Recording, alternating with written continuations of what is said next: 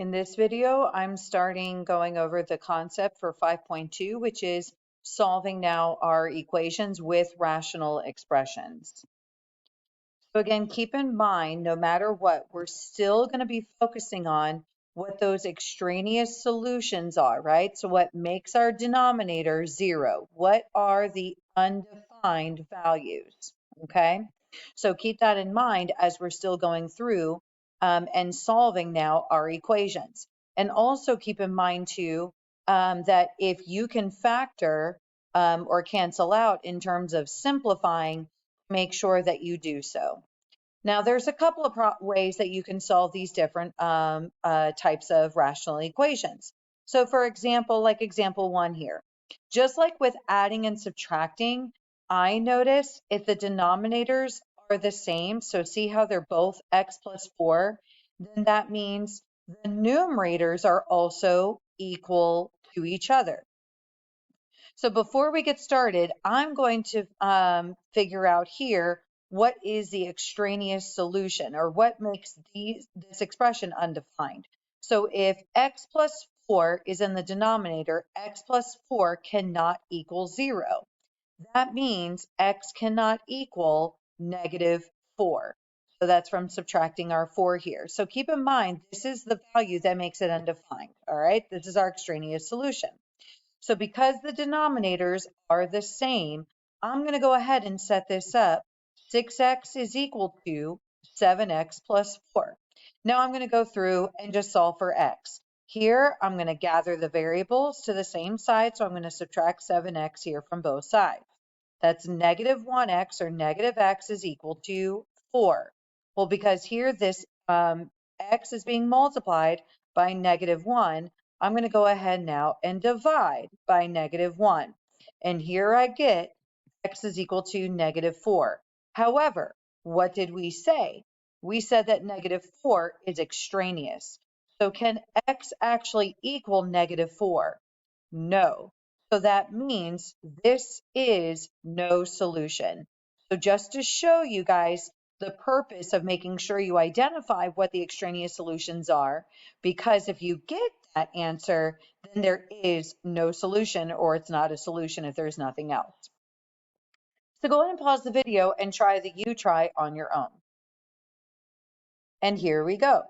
So again, notice how the denominators are the same, right? Both at x minus 6. So I know here, first off, to figure out what the extraneous is, x minus 6, because that's our denominator, cannot equal 0. That means x cannot equal positive 6. Okay? Now, we're going to go ahead, since the denominators are the same, then that means the numerators can be set equal to each other. Now I'm going to go ahead and solve for x. I'm going to gather the variable, so subtract the 5x from both sides. Here now you have 3x is equal to negative 12. X is still being multiplied by 3, so now divide by 3. And x is equal to negative 4. Now can x equal negative 4? Yes, because our extraneous, we said x could not equal 6. So x is equal to negative 4. Question number 2. You could solve this a couple of ways. The way that I'll focus on for the video is the same as like example 1. I'm going to try and get the denominators the same, just like when we were adding and subtracting. Well, if this is 2x and this is only 2, well then here I could focus on using 2x as my denominator. That means what do I need to multiply this second rational expression by? By x. Because 2 times x will get you 2x. So here I've got 2x plus 2 over 2x is equal to, make sure, right, whatever you multiply to the denominator, also to the numerator. Then here I'm going to distribute my x here. So this is x squared plus x. So x times x is x squared, and x times 1 is x over 2x. Now, before I get started, 2x is in the denominator, which cannot equal 0. That means when you divide by 2, x cannot equal 0, so keep that in mind. So now, since the denominators are the same, I can go ahead and set my numerators equal to each other. Now, I do notice I have the x squared here, so I've got a quadratic. I'm going to go ahead and I know some of y'all are used to the x squared being like on the left side when solving. I'm just going to go ahead and flip this right quick. So x squared plus x is equal to 2x plus 2, all the same. Now remember, right, when solving quadratics, they always have to equal 0. So I'm going to go ahead and subtract 2x first from both sides. Gather that x. So that cancels out, and now I've got x squared. Here I have 1x minus 2x is now negative 1x is equal to 2. But again, it has to equal 0. So now I'm going to go ahead and subtract 2. X squared minus x minus 2, because you can't subtract 2 from anything, no like terms, is equal to 0. Now, because we have a quadratic, we are solving by factoring. So here we go. What numbers? Multiply to get negative 2 and add to get negative 1. Negative 2 and positive 1. That means because we're solving though, x is equal to positive 2 and negative 1. So we got what x is equal to. Now let's check. Were either of those extraneous? No. X could not equal 0. So x is equal to 2 and negative 1. So go ahead and pause the video here and try this you try on your own. And here we go. So again, here, I'm going to go ahead and solve this one the same as I solved the previous.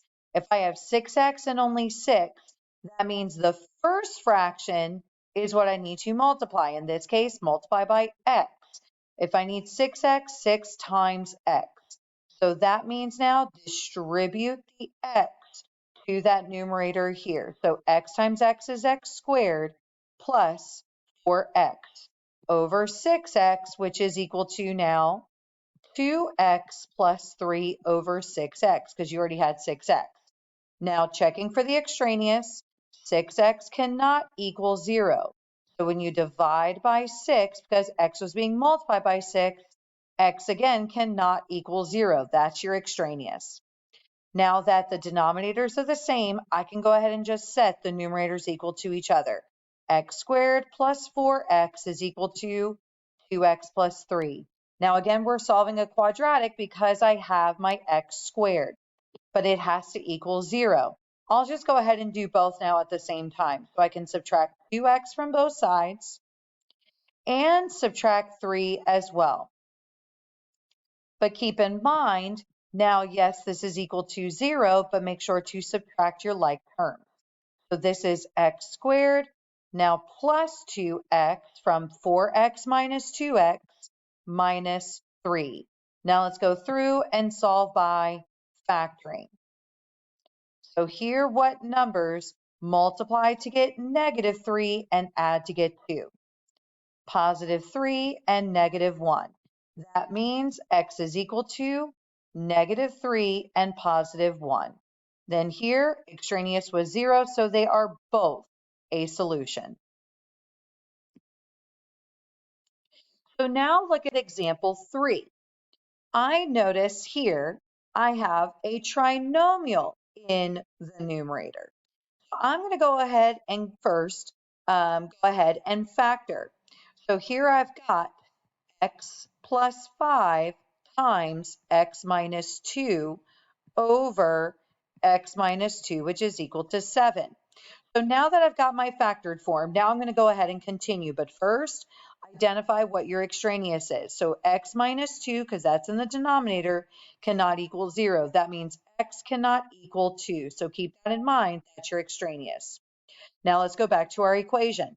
Well, I notice I just simplified x minus 2 here.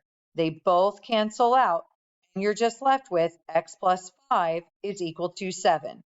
Well, now notice I can just solve for x. I can subtract 5 from both sides, and x is equal to 2. Oh, but what did we note? What did we get? X cannot equal to 2, because that is what makes this expression undefined. So x cannot equal 2, and that was our only option. So again, this is another no solution. So go ahead and pause the video and try this you try on your own. And here we go. So again, before we get started, I noticed again here we do have our trinomial. So I'm going to go ahead and factor. So what numbers multiply to get negative 12 and add to get 1? Positive 4 and negative 3. So here over x plus 4 is equal to negative 7. So now I've got my factored form, but again, before we continue, let's identify what makes this undefined, or extraneous. So x plus 4 cannot equal 0. So here that means x cannot equal negative 4. So that's what makes our expression undefined. Now I'm going to go ahead and continue on. Well, I notice I can simplify and cancel out the x plus 4 here. So x minus 3 is equal to negative 7. So now I'm going to go ahead and add 3 to both sides. X is equal to negative 4. But again, x cannot equal negative 4. So x cannot equal negative 4, meaning this is also a no solution. Now, that's not going to always be the case, but for these two examples, you do get no solution. So now let's take a look at example 4. I notice in my numerator that I do have the difference of two perfect squares here because I can take the square root. So I'm going to go ahead and factor the numerator. Square root of 4 is 2, so 2x plus the square root of 9, which is 3, times 2x minus 3 over 2x plus 3, which is equal to 5. Now, before we continue, let's identify the undefined. So 2x plus 3 cannot equal 0. So let's solve for x. I'm going to subtract 3 here from both sides. So 2x cannot equal negative 3. Then divide by 2, and x cannot equal negative 3 over 2. So this is our extraneous. Now let's go back and solve. Well, I can simplify because 2x plus 3 cancels out. So here I've got 2x minus 3 is equal to 5. Now we go through and solve for x. I'm going to add 3 to both sides. Opposite operations. 2x is equal to 8. Now divide by 2, and x is equal to 4. Is 4 extraneous? No, negative 3 over 2 was. So x is equal to 4. So go ahead and pause the video now and try this U-try on your own. So now with this U-try again, notice how we have in the numerator difference of two perfect squares. So you factor that numerator as x plus 5 times x minus 5. Over x minus 5 is equal to 14. Then before we continue, let's identify what makes this undefined. So x minus 5 cannot equal 0 because that's in the denominator. So x cannot equal positive 5. That's what makes this extraneous, or this is our extraneous solution that makes this undefined. Now let's go through and solve. Well, I notice that the x minus 5s cancel out, so you're left with solving x plus 5 is equal to 14. Now go through and solve for x, subtract 5 from both sides. X is equal to 9. Well, can 9 be a solution? Yes, because only 5 is what makes this undefined. So x is equal to 9. So now example 5.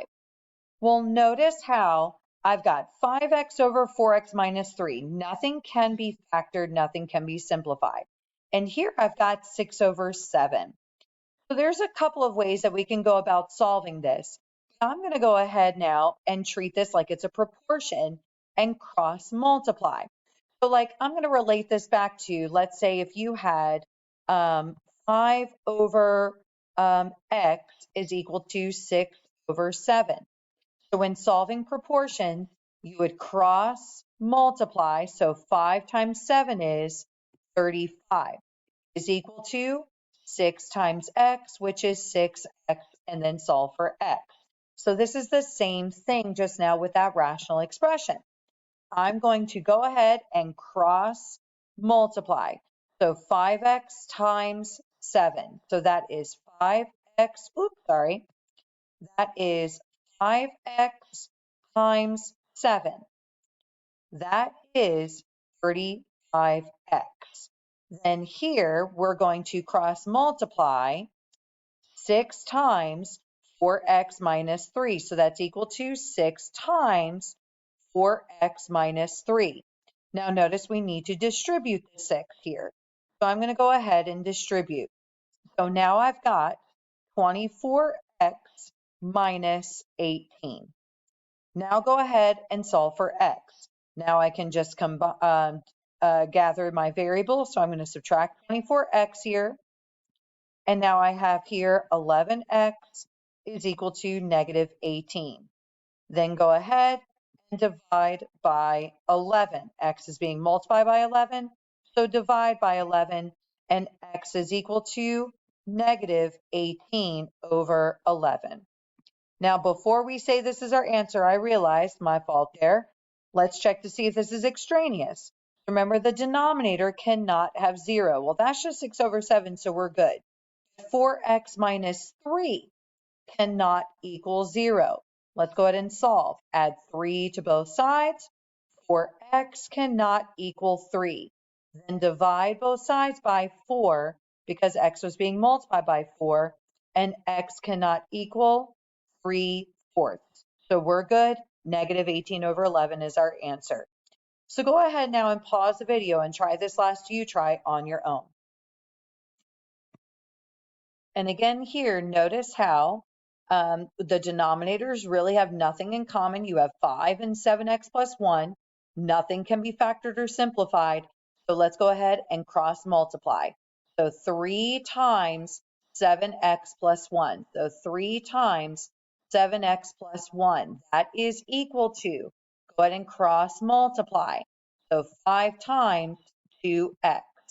So now here, after distributing 3, you have 21x plus 3. That is equal to 10x. Now let's go through and solve. Gather the variables to the one side. So I'm going to subtract 21x here from both sides of the equation. 3 is now equal to negative 11x. X is still being multiplied by negative 11, so now divide by negative 11. And x is equal to negative 3 over 11. Now let's just check though and make sure that that's not our extraneous. So here we just have 5, but 7x plus 1 cannot equal 0. So solving for x, I'm going to subtract 1 from both sides. 7x cannot equal negative 1. X is being multiplied by 7, so now divide by 7, and that is your extraneous, negative 1 over 7. So we're good. X is equal to, so x is equal to negative 3/11.